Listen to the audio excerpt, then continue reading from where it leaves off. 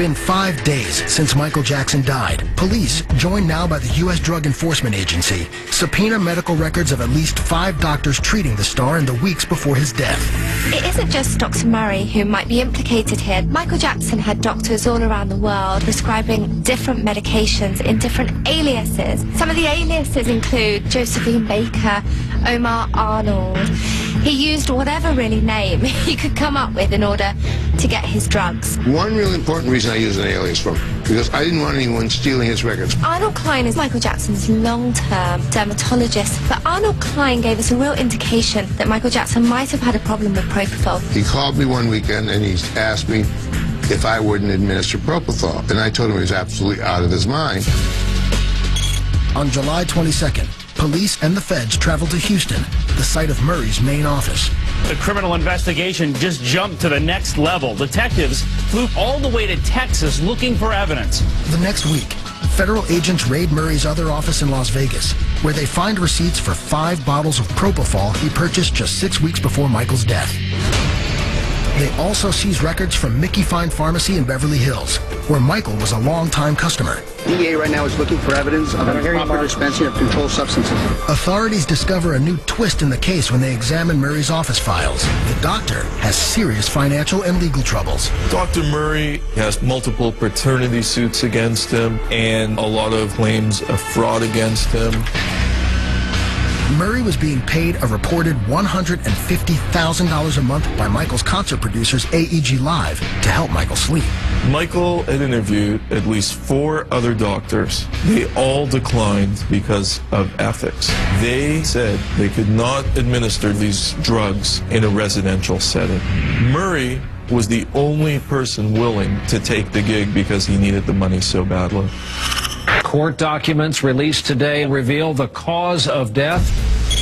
On August 7th, the LA Coroner's Office determines Michael Jackson died of acute propofol intoxication, combined with at least 2 other sedatives. To find out which drugs caused Michael's death, toxicologists examined blood, urine, and bile samples, as well as liver and stomach tissue, and even the jelly-like fluid found in his eyeball chamber. The samples are analyzed by a gas chromatograph, which identifies drugs by separating them into their chemical components. The mass of each component determines the drug levels in his system. Not surprisingly, lethal amounts of propofol were found among all the specimens sampled, and traces of other sedatives were ID'd in most fluids. When you take into consideration the other drugs that Murray did give him in combination with propofol, it was like this lethal cocktail. Experts had doubted Murray's claim that he gave Michael only 25 milligrams of propofol, and the autopsy results support their suspicions. To properly render a patient of Michael's size unconscious, anesthesiologists suggest a dose of about 125 milligrams.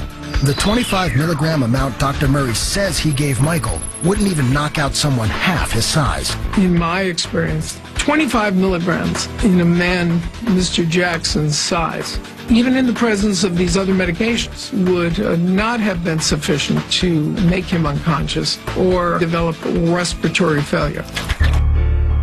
On August 18th, Dr. Murray releases his first and only statement via YouTube. I have done all I could do. I told the truth, and I have faith the truth will prevail. 6 days later, the toxicology results go public, along with a major announcement. The LA County coroner has ruled Michael Jackson's death a homicide. This meant that the king of pop had died at the hands of somebody else. Dr. Murray expected to be in handcuffs within hours after the autopsy was released. Murray was shaking in his boots. Coming up, criminal charges loom for Dr. Murray. Next, on Famous Crime Scene, Michael Jackson.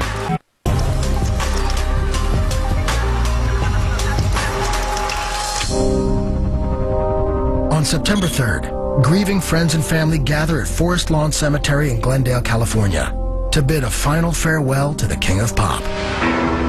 As the homicide investigation continues, several family members hold Dr. Conrad Murray responsible for Michael's death, and they want justice. Dr. Murray, he murdered my brother, and it was wrong.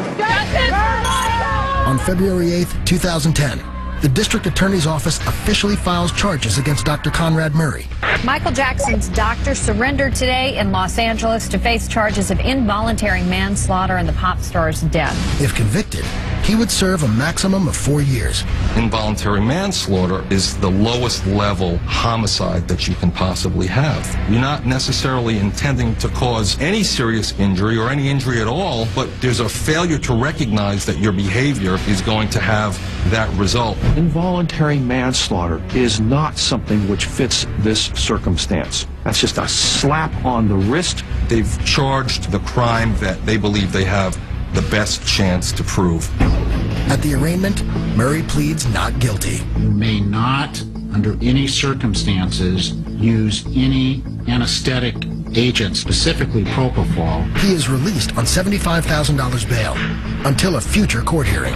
The stakes are so high. So there's going to be legal fighting back and forth for months and months. If this case goes to trial, we're not going to see a trial here for a very long time.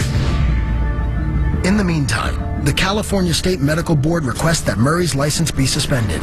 But he may not be the only player that authorities are after.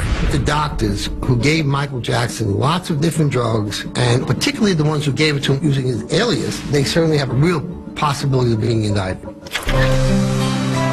Michael's death is proving to be just as controversial as his life. But that will never overshadow the legacy he left behind. On one hand, you can look at Michael Jackson's comeback as sort of dying on the day that he died. But really what happened was his comeback began. The record sales were unbelievable. In the summer of 2009, you just heard Michael Jackson songs playing everywhere. So he got the comeback. He just wasn't there to witness it himself.